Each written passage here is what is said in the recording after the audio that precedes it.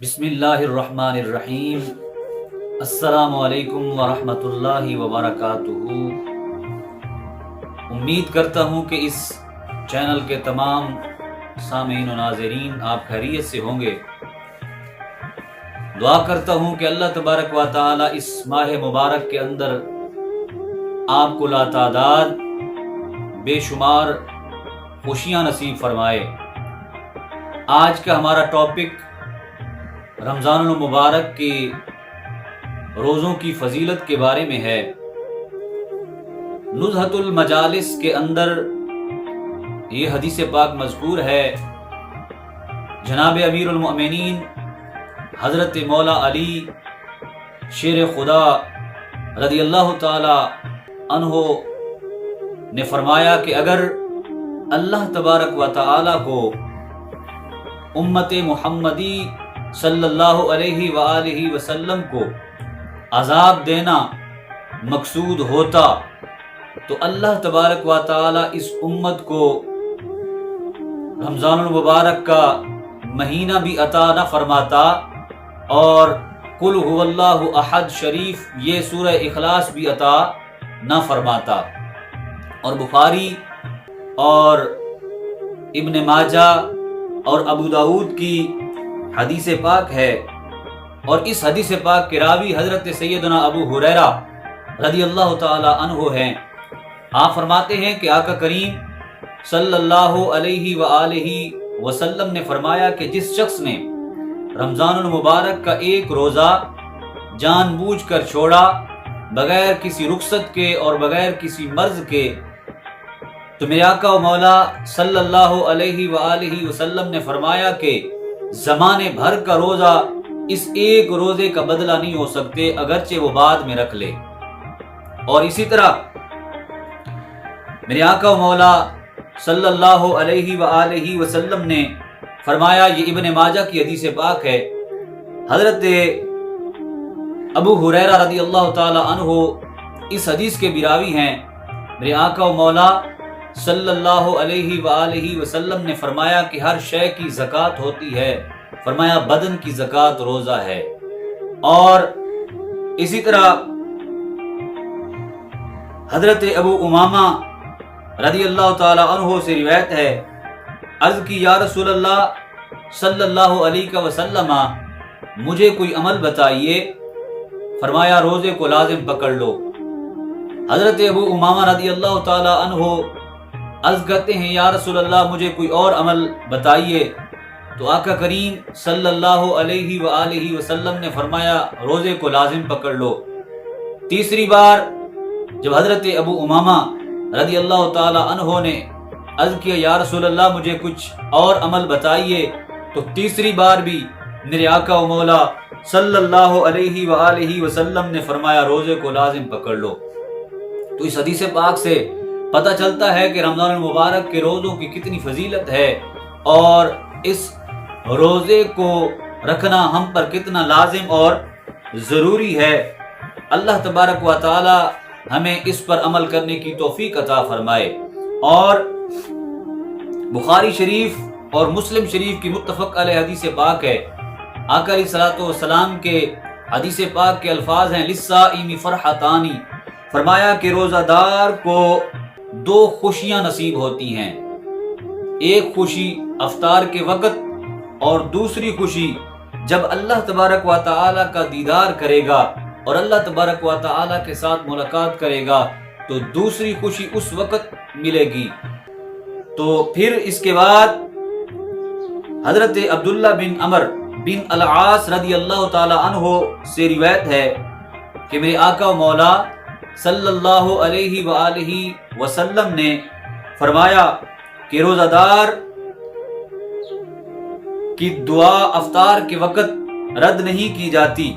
اور حضرت ابو ہریرہ رضی اللہ تعالی عنہ سے بھی اس قسم کی حدیث پاک مروی ہے۔ آپ فرماتے ہیں کہ آقا علیہ الصلوۃ والسلام نے فرمایا کہ 3 آدمی ایسے ہیں جن کی دعا کبھی رد نہیں ہوتی، فرمایا پہلا روزہ دار جس وقت وہ افطار کرتا ہے اور اللہ تبارک و تعالی کی بارگاہ سے جو کچھ مانگتا ہے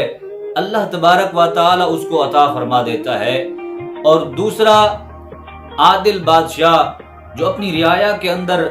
عدل و انصاف کے پہلو کو مد نظر رکھتا ہے اور اپنی رعایا کے اندر، اپنی حکومت کے اندر عدل و انصاف کے ساتھ کام لیتا ہے،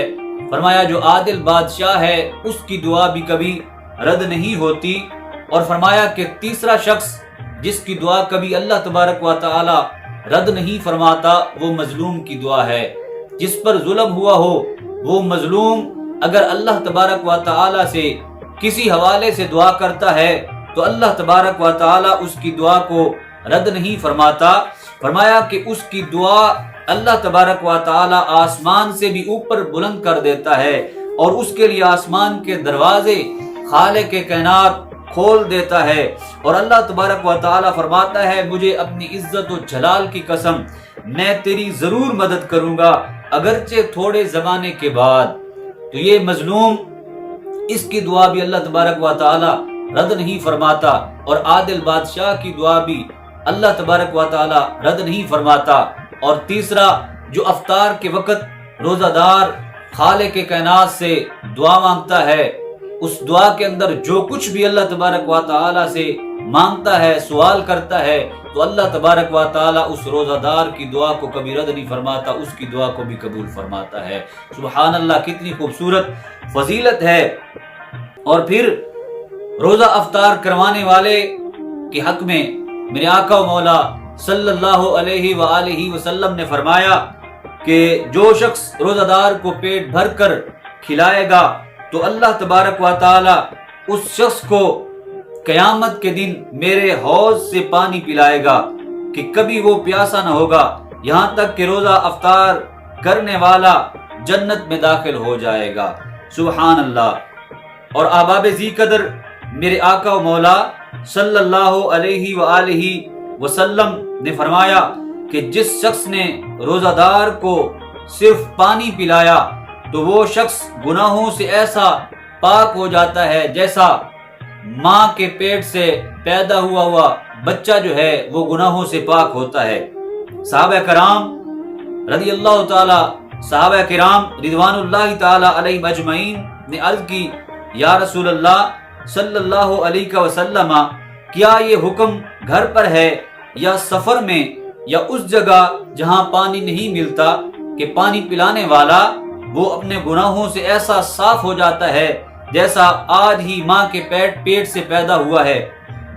تو آقا کریم صلی اللہ علیہ وآلہ وسلم نے فرمایا کہ یہ حکم عام ہے، اگرچہ ندی کے کنارے پر بھی بیٹھ کر پانی پلا دے۔ سبحان اللہ، کتنی خوبصورت فضیلت ہے کہ روزہ دار کو صرف پانی پلانے والا گناہوں سے ایسا پاک اور صاف ہو جاتا ہے جیسا کہ آج ہی ماں کے پیٹ سے پیدا ہوا ہو اور گناہوں سے پاک ہو۔ اور حدیث پاک کے اندر، نسائی اور ابن ماجہ کے اندر یہ بھی حدیث پاک موجود ہے کہ حضرت زید بن خالد جوہنی رضی اللہ تعالی عنہ روایت کرتے ہیں کہ ہمارے پیارے نبی سرکار دو عالم صلی اللہ علیہ وآلہ وسلم نے فرمایا کہ جو شخص روزہ دار کا روزہ افطار کرائے یا غازی کو سامان مہیا کر کے دے تو اسے یعنی روزہ افطار کرانے والے کو بھی اتنا ہی ثواب ملے گا جتنا روزہ دار کو ثواب ملے گا۔ اور حضرت سلمان فارسی رضی اللہ تعالی عنہ سے حدیث پاک مروی ہے کہ آقا کریم صلی اللہ علیہ وآلہ وسلم نے فرمایا کہ جس شخص نے حلال کھانے یا پانی سے روزہ افطار کرایا تو فرشتے ماہ رمضان کے اندر اس شخص کے لیے بخشش کی دعا کرتے ہیں، اور فرشتوں کے سردار حضرت جبریل علیہ السلام شب قدر میں اس کے لیے استغفار کرتے ہیں۔ اور ایک اور روایت کے اندر آتا ہے کہ جبریل علیہ السلام اس شخص سے مصافحہ کرتے ہیں۔ تو دوستان گرامی، کتنا محبوب عمل ہے روزہ افطار کرانے والا کہ روزہ دار کے برابر وہ ثواب بھی پا لیتا ہے۔ اور غازی اسلام کے جیسا ثواب اس کو دیا جاتا ہے۔ اور فرشتے روزہ افطار کرانے والے کے حق میں